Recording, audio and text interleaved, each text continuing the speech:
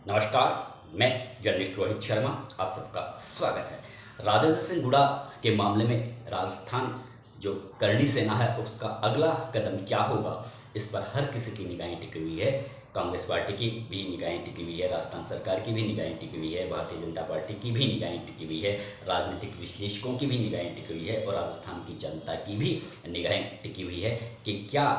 करनी सेना इस मामले को, जिस तरह से आपने देखा होगा कि करनी सेना किस तरह से व्यापक स्तर पर आंदोलन करती है और बड़े जोश और उमंग और उत्साह के साथ उनके आंदोलन होते हैं। हजारों की तादाद में राजपूत समाज के लोग सड़कों पर उतर जाते हैं जब भी वे कोई मांग करते हैं, क्योंकि आपसे पहले हमने कई बार देखा है विभिन्न विषयों पर उन्होंने जिस तरह से दमदार तरीके से आंदोलन किए और अधिकांश मामलों में सरकार को झुकना भी पड़ा है, चाहे वो राजस्थान में भाजपा की सरकार रही हो या कांग्रेस पार्टी की सरकार रही हो। लेकिन राजेंद्र सिंह हुड्डा के मामले में अभी करनी सेना का कोई इतना बड़ा व्यापक स्तर पर आंदोलन हमें अभी तक देखने को नहीं मिला है। हालांकि पिछले दिनों पुतले जरूर फूंके गए थे हुड्डा को जिस तरह से मंत्रिमंडल से बर्खास्त किया गया उसके विरोध में, और महिपाल सिंह मकराना जो करनी सेना के राष्ट्रीय अध्यक्ष हैं, उन्होंने भी जिस दिन हुड्डा को बर्खास्त किया गया था मंत्रिमंडल से, उसके तुरंत बाद उन्होंने वीडियो जाहिर करके सरकार के इस निर्णय की उन्होंने आलोचना कही थी और कहा था कि उनका राजेंद्र सिंह हुड्डा से कोई ज़्यादा व्यक्तिगत लेना देना नहीं है। लेकिन उन्होंने जो मामला राजस्थान विधानसभा में महिलाओं की मान और सुरक्षा को लेकर जो उठाया वो वाजिब था, वो अच्छा विषय था उनका। 15 सेकंड के लिए वे बोले थे, उन्होंने कोई ऐसा कुछ गलत बोला भी नहीं था और उसके बाद में उन्हें जिस तरह से उनके खिलाफ कार्रवाई की गई तो वो ये कार्रवाई किसी भी लिहाज से ठीक नहीं कही जा सकती, इसीलिए वे राजेंद्र सिंह हुड्डा के साथ में हैं। इस तरह का वीडियो उन्होंने सोशल मीडिया पर डाला था। अब 4-5 दिन बीत गए हैं, करनी सेना की ओर से जब पुतले फूंके गए थे उसमें भी काफ़ी गैप आ गया है। लेकिन आप सबको पता है कि जब करनी सेना आंदोलन करती है तो फिर बैठती नहीं है। राजपूत समाज के लोग लगातार सड़कों पर रहते हैं और उनका आंदोलन काफ़ी व्यापक स्तर पर होता है। लेकिन फिलहाल आंदोलन सीमित हो गया है करनी सेना का और ऐसा लगता है कि कहीं ना कहीं करनी सेना ने खुद को सीमित कर लिया है इस मामले में। तो फिर मैंने कल महिपाल सिंह मकराना जो करनी सेना के राष्ट्रीय अध्यक्ष हैं, मैंने उन्हें फ़ोन लगाया, मैंने फ़ोन किया। उस समय वो कोई टीए की बैठक में बैठे हुए थे, लेकिन उन्होंने मेरा कॉल रिसीव किया। कहा, रोहित जी, मैंने पूछा कि क्या करनी सेना आगे भी राजेंद्र सिंह हुड्डा के साथ हैं, सपोर्ट में हैं, क्या करनी सेना सड़कों पर उतरेगी? तो जो जवाब उन्होंने दिया, हालांकि ज़्यादा बोल नहीं सकते थे क्योंकि वो ऐसी जगह पर बैठे हुए थे और फिर मैंने भी ज़्यादा मुनासिब नहीं समझा उनसे ज़्यादा सवाल जवाब करना। लेकिन उनका जो रिप्लाई आया, उनका उस रिप्लाई का बहुत बड़े मायने हैं और उस रिप्लाई से समझदार आदमी समझ भी सकता है। उन्होंने ये कहा कि देखिए, अभी ये एक तरीके से पॉलिटिकल इशू बन रहा है और करनी सेना इस पॉलिटिकल इशू से हमेशा दूर रहती है। मैंने जो विरोध किया था, मैंने सिर्फ ये विरोध किया था कि राजेंद्र सिंह हुड्डा ने महिलाओं के मान और सुरक्षा के लिए विषय उठाया था राजस्थान विधानसभा में और उसी राजेंद्र सिंह हुड्डा के बयान को आधार मानकर उन्हें जिस तरह से बर्खास्त किया गया वो ठीक नहीं था, क्योंकि वो महिलाओं के मान और सुरक्षा से जुड़ा हुआ विषय था, इसलिए उन्होंने राजेंद्र सिंह हुड्डा का समर्थन किया था। लेकिन अब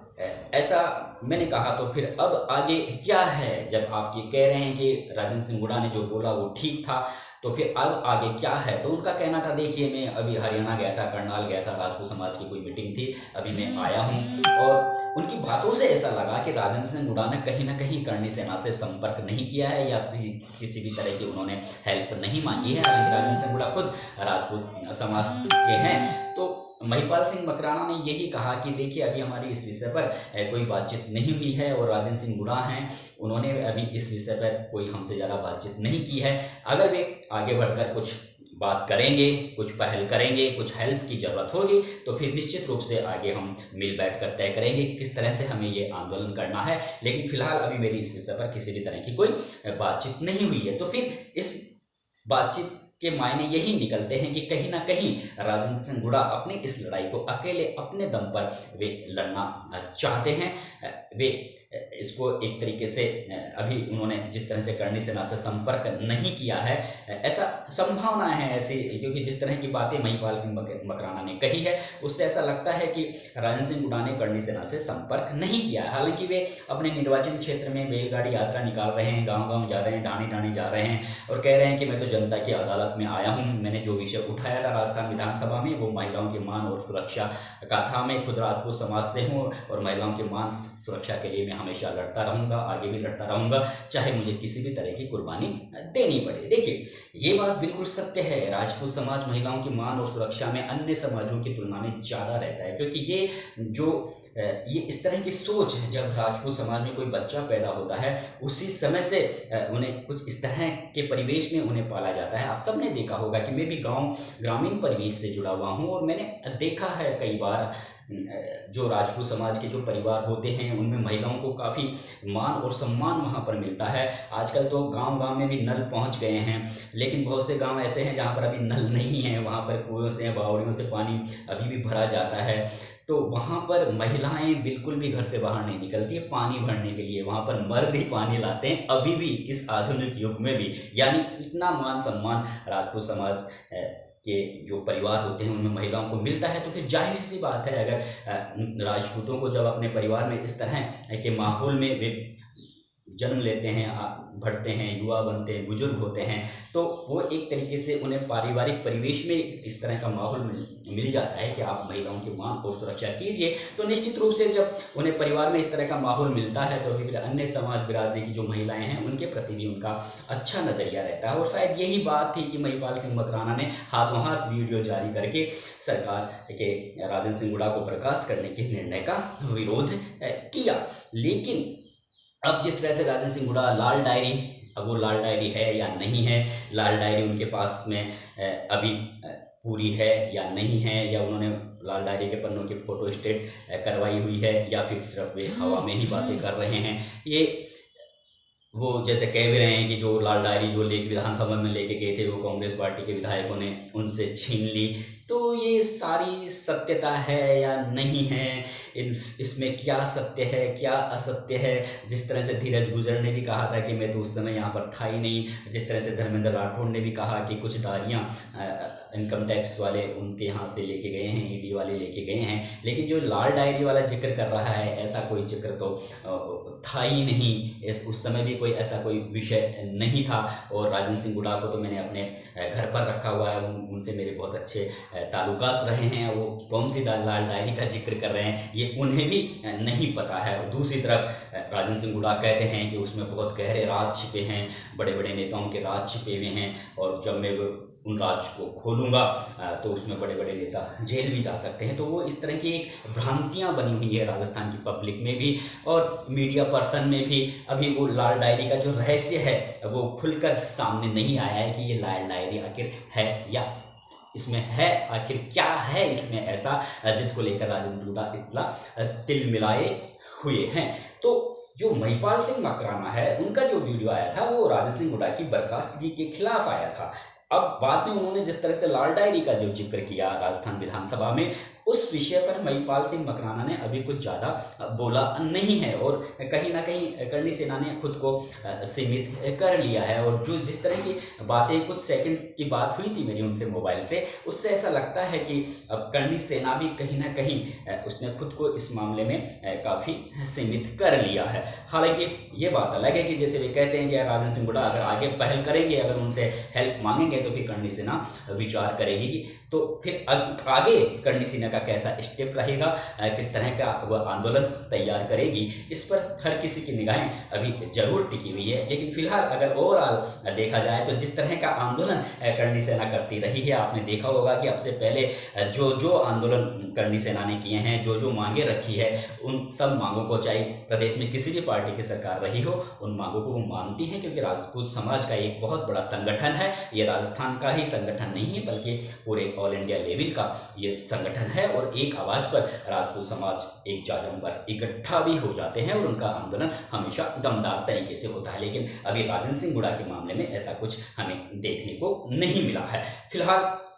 ये बात जरूर है कि आगामी कुछ महीनों बाद में राजस्थान में विधानसभा चुनाव होने वाले हैं और अगर राजेंद्र सिंह गुड़ा आगे चलकर करणी सेना के पास में जाते हैं, हेल्प मांगते हैं और फिर अगर करणी सेना राजेंद्र सिंह गुड़ा के साथ सड़कों पर उतरती है तो फिर निश्चित रूप से कांग्रेस पार्टी की राहें आगामी विधानसभा चुनाव में काफ़ी मुश्किल भरी साबित हो सकती है। क्योंकि आप सबको पता है कि अगर हम राजस्थान विधानसभा पिछले चुनाव नतीजों का हम थोड़ा मोटे रूप से विश्लेषण करें तो ऐसा राजनीतिक विश्लेषक भी मानते हैं कि जो राजपूत समाज है वो कांग्रेस पार्टी की तुलना में भाजपा को ज़्यादा सपोर्ट करता है। जैसे जाट समाज है वो भाजपा की तुलना में कांग्रेस को ज़्यादा सपोर्ट करता है, ठीक उसी तरह से राजपूत समाज